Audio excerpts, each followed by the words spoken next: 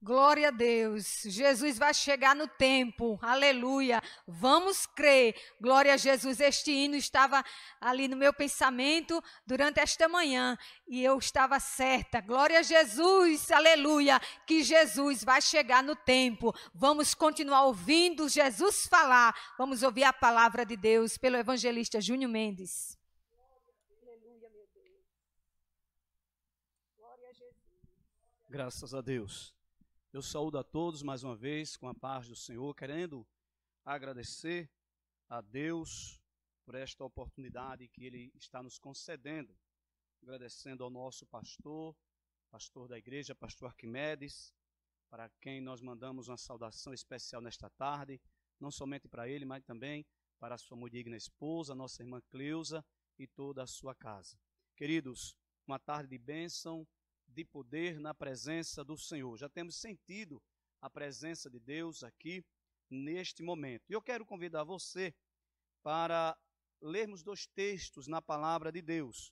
O primeiro texto está no livro do Gênesis, capítulo 25. Nós vamos ler alguns versículos. Livro do Gênesis, capítulo 25. O versículo 19 diz o seguinte: E estas são as gerações de Isaque, filho de Abraão. Abraão gerou a Isaque, e era Isaque da idade de 40 anos, quando tomou a Rebeca, filha de Betuel, arameu de Padã Arã, irmã de Labão, por sua mulher.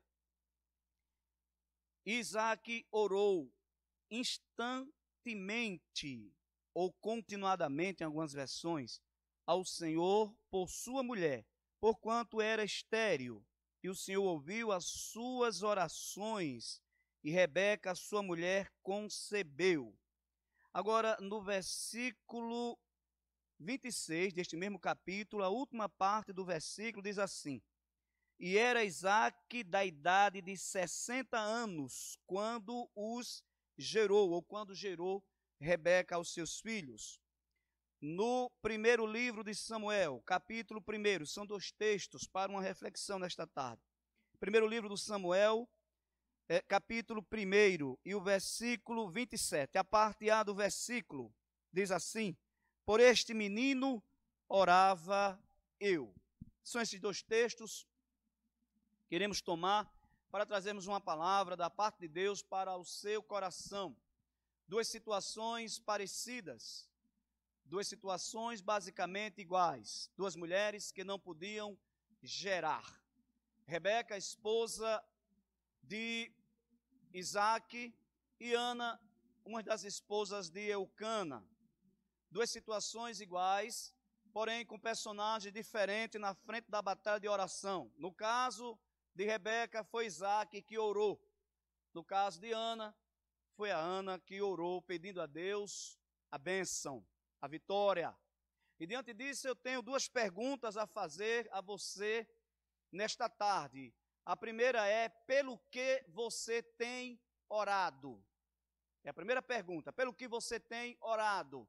E a segunda pergunta é: por quanto tempo você tem orado? Se você atentou para o texto da história de Isaque, Isaque orou constantemente por Rebeca por quase 20 anos, ou aproximadamente 20 anos. Esta é a oração perseverante, porque há momentos que nós oramos e Deus responde instantaneamente.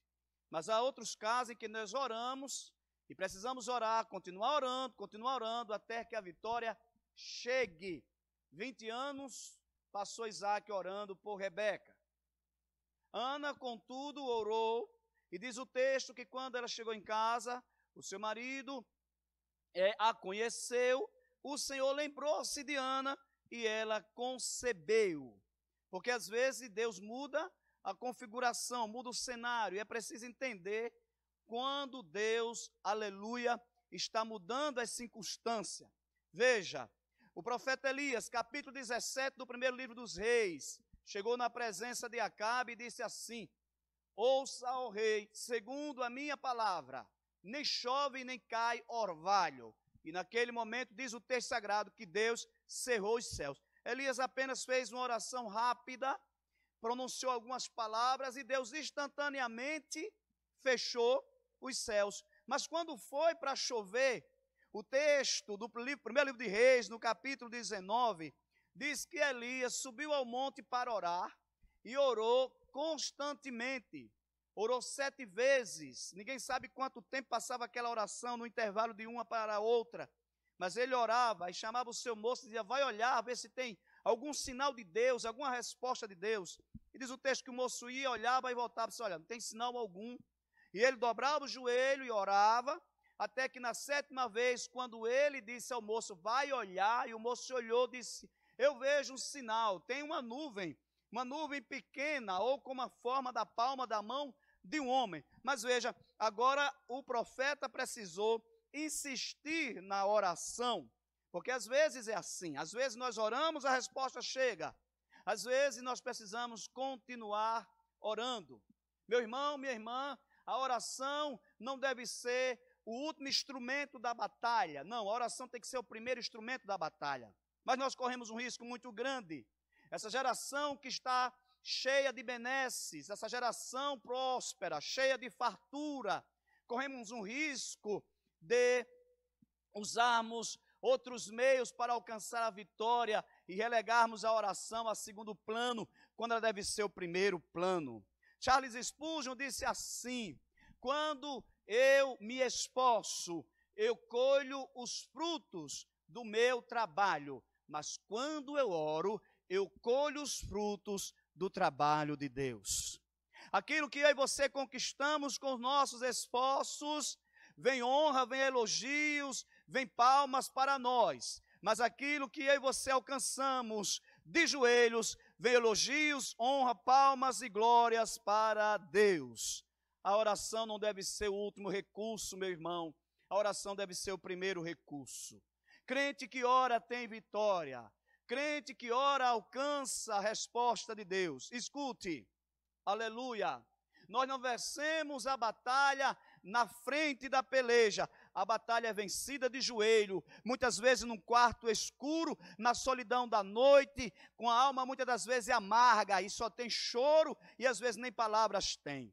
Mas quando não tiver o que dizer a Deus, ainda assim dobre os joelhos e ore, porque Hudson Taylor disse assim, eu achei muito interessante: é preferível um coração sem palavras na oração do que 1000 palavras sem um coração. Que o nosso coração esteja na oração. Glória a Deus. Isaac orou, e orou, e orou, e orou, até que Deus se lembrou e lhe respondeu. E alcançou a resposta. É interessante quando a gente olha a história de Ismael, irmão de Isaac. No capítulo anterior, as coisas eram tão fáceis.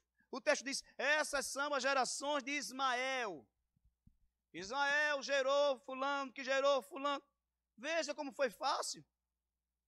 Ismael, irmão de Isaac, filho de Agar, a egípcia.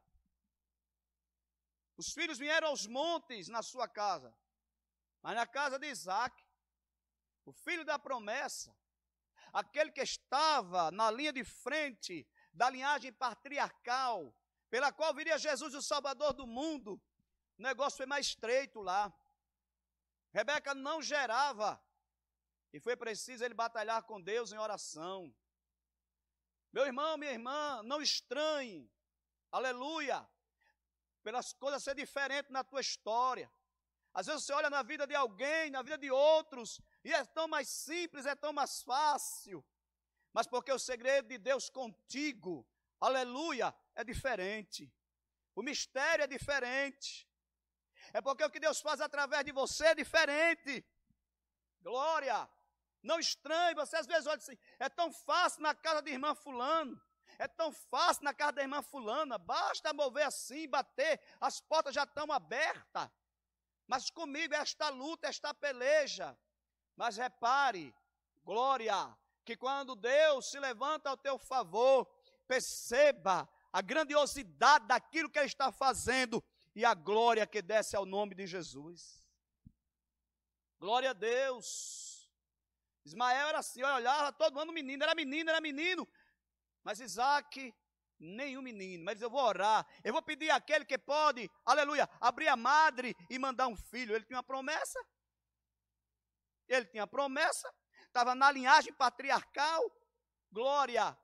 E ele insistiu e bateu na porta dos céus. E Deus provou a sua fé, até que ele foi atendido. Deixa eu perguntar, você tem insistido na oração? Você tem perseverado na oração? Ou você tem desistido de pedir? Ou você tem largado a mão daquilo que é o projeto maior de Deus na sua vida?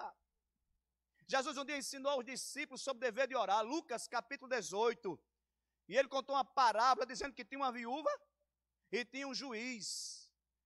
E o juiz era, além de iníquo, de ímpio, não temia Deus, nem respeitava os homens. Era uma guerra entre anões e gigantes. Veja, um juiz e uma viúva. Aí Jesus disse que aquela viúva foi até aquele juiz e dizia: faça-me justiça contra os meus adversários. E ele, por muito tempo, nem aí para ela, mas ela ia lá de novo, todo dia. Aleluia. Até que um dia ele caiu assim em si, deu conta e disse: eu não temo a Deus, não respeito aos homens, mas para que esta viúva pare de me importunar, eu vou responder a ela. Aí Jesus pergunta aos discípulos, aliás, ele faz uma observação, ele diz: vocês ouviram o que disse o iníquo juiz? E não fará Deus justiça àqueles que clamam a Ele de dia e de noite, ainda que pareça tarde para com eles? Querido, aleluia, a oração não depende de quem tu és, depende de quem Deus é. Deus não responde a minha e a tua oração pelo que nós somos, grande. Deus responde a oração pelo que Ele é. Aleluia. Por isso que homens fracos, falhos, pessoas falhas como eu e você, muitas das vezes dobram o joelho na necessidade e os céus se abrem ao nosso favor. E acontece um rebuliço tão grande que a gente fica olhando assim e diz: meu Deus, eu não acredito. Mas não foi por causa de você, nem foi por causa de mim. Aleluia, aleluia, é por causa dele. Davi disse assim: ele me conduz às águas tranquilas, por amor ao seu nome. Aleluia. Oh, glória! Que coisa boa é falar de Jesus. E na casa de Eucana, Penina, todo ano menino. E Ana, nada. Que tristeza. Mas, para piorar a situação, Penina fazia pouco de Ana. Para pior da situação, eu vou usar uma linguagem de hoje assim, porque diz que ela provocava, né? Fazia pouco, zombava. Mas para piorar a situação, sabe onde era que Penina fazia o pouco de Ana, zombava de Ana? Na casa do Senhor. Era quando eles subiam para Siló para adorar a Deus. E por que ela fazia isso? Porque Eucana, com sentimento de dor de Ana, o texto diz que ele dava porção a Penina, porção aos seus filhos, porque os sacrifícios, além de oferecer a Deus, havia uns grandes banquetes, e ele pegava a melhor porção para dar a Ana, numa demonstração de piedade, numa demonstração assim, tipo, querendo melhorar o ânimo de Ana. Não era só porque ele amava, mas era uma forma de compensar a Ana, porque ela não tinha filhos. Penina, quando via aquilo, começava a fazer pouco. Penina encheu a casa de Eucana de filhos e filhas. O texto diz: ele tinha filhos e filhas com Penina, e quando subiam para Siló, iam todos, mas Ana ia de mãos vazias. A esposa que tinha os filhos entrava na frente na hora do sacrifício, com aquela fileira de menino, e Ana olhando e triste com aquilo. E para piorar a situação, quando era na hora de comer, Penina começava a fazer pouco, zombar. Aquilo tirava até o apetite. Porque, irmã, eu vou lhe dizer uma coisa, viu? Uma alma amargurada, até o sabor da comida desaparece. E Deus só olhando lá de cima. Oh, glória! Deus só espiando, dizendo: eu só estou precisando de uma oração. Glória! Eu estou só esperando que, além de chorar e ficar com a alma amargurada, dobre esses joelhos aí e vem falar comigo. E não é que Ana foi. E ela se demorou na oração. Aleluia, a sua alma estava tão amargurada que as palavras não saíam de sua boca, apenas balbuciava. Alguém olhou, achou que ela estava embriagada. Mas a oração tem um segredo muito grande. Quando Ana levanta-se da oração, porque o sacerdote, que não orava mais, atrapalhou ela. Porque é assim, tem gente que nem ora e quer atrapalhar a tua oração. Olhou para Ana, ela estava demorando lá. Disse, ela está embriagada. Aí gritou lá, ei, deixa teu vinho. Mas Ana estava derramada em lágrimas. E Deus já tinha feito um negócio maravilhoso. Tinha trazido, sabe o que é o coração de Ana? Consolo e paz. Porque a oração traz isso. Antes que a resposta chegue, Deus tranquiliza a tua alma, traz paz e mansidão. E ela se levantou e disse, não tenha tua filha como uma serva de Belial. É uma resposta mansa, né? Porque a oração produz essas coisas. Se eu estou aqui derramando a minha alma perante o Senhor, porque há muita amargura em mim. Mas diz o texto que quando ela se levantou da oração, já era outra, o seu semblante era outro. Glória, comeu, aleluia. Sabe o que é isso? É que quando Deus está para te dar vitória, Ele começa a mudar o cenário. E sabe onde Ele começa a mudar? Em você. Grande, aleluia. A primeira transformação da vitória e da resposta da oração, Deus faz na minha e na tua vida. Ele começa logo a mudar a gente. Ele muda, aleluia, o nosso ânimo. Ele muda a nossa percepção, a nossa alegria. E a tristeza dá lugar à alegria. A cara amarrada, feia, dá lugar a uma cara bonita, de sorriso. Oh, glória, aleluia. E daqui a um ano, aleluia, chega Ana com o menino e apresenta ele ao Senhor. Por este menino orava eu. Eu quero encerrar nesta tarde dizendo a você, a tua oração tem fruto grande. As tuas orações terão frutos. Estes frutos aparecerão. Esses frutos serão, aleluia, mostrados. E Deus será glorificado na tua vida. Deus abençoe a todos em nome de Jesus.